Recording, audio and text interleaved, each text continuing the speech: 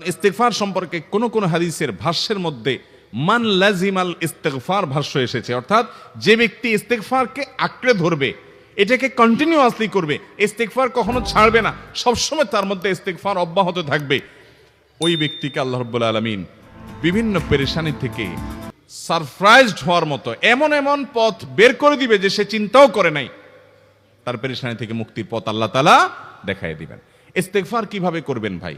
ইস্তেগফার এমন একটা আমল, এটা ছাড়া তো আমাদের উপায় নাই ভাই।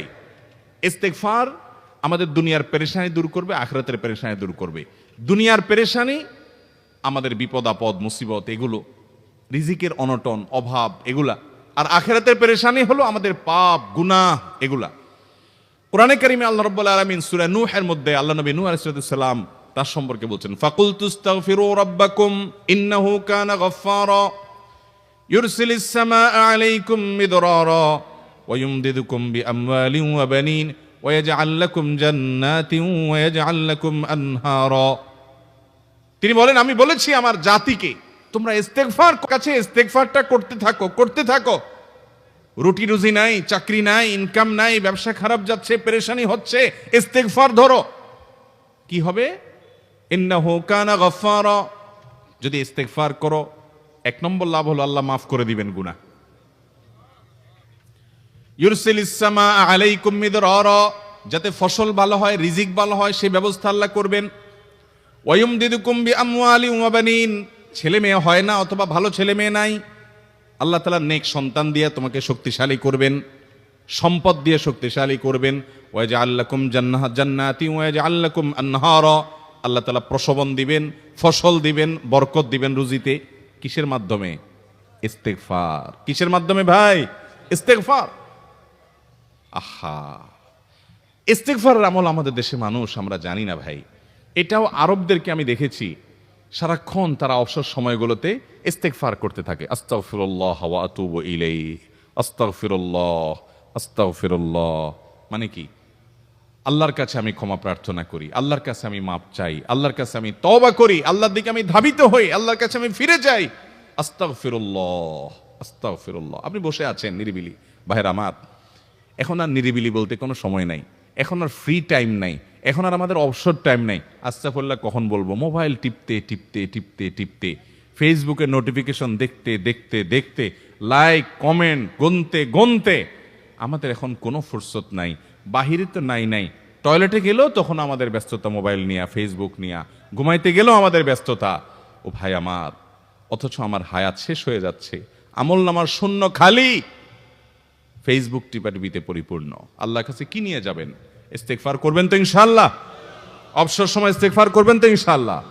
নিরিবিলি আছেন, একাকী আছেন, ইস্তেগফার চালায় দেন। 10 সেকেন্ড টাইম পাইছেন, ইস্তেগফার শুরু করে দেন। ডাক্তারের কাছে গেছেন, ওয়েটিং এ আছেন, বসে আছেন, ইস্তেগফার করতে থাকেন।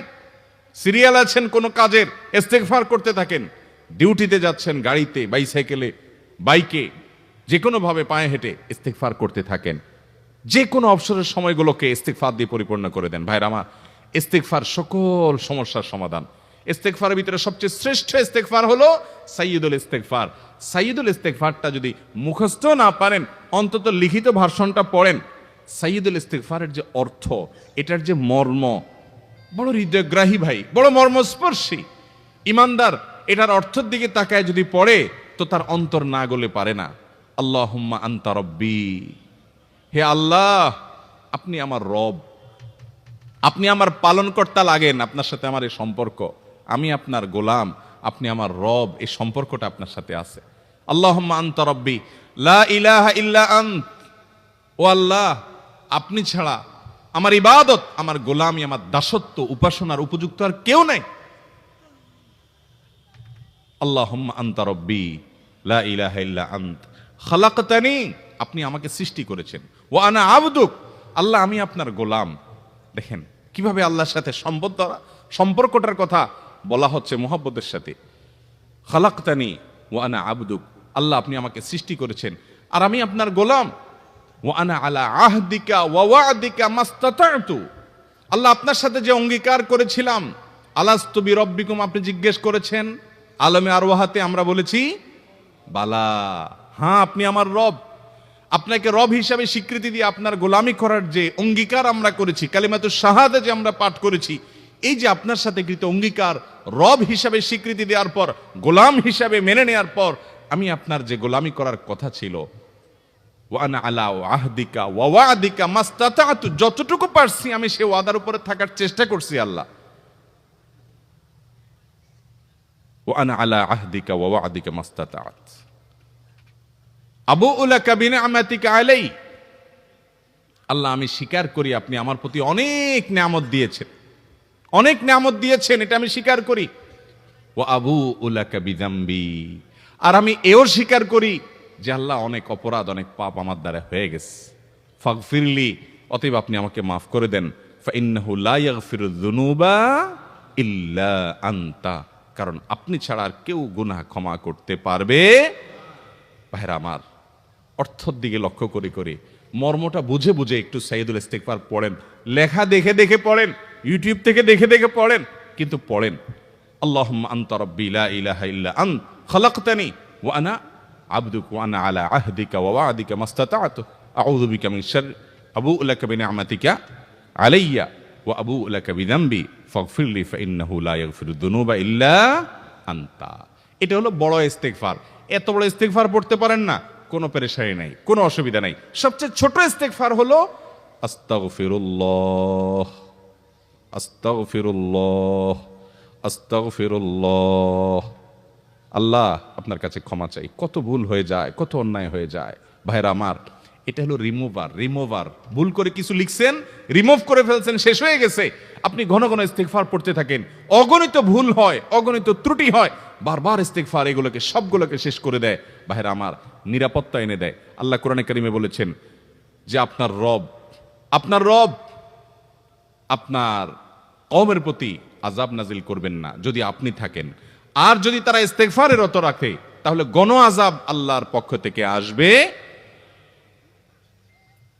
অতএব ভাইরা আমার, ইস্তিগফার বেশি বেশি করতে হবে। 6টা আমল, 6টা জিকির, দোয়া হলো শত শত হাজার দোয়া এবং জিকিরের সান্নিধ্যাসের।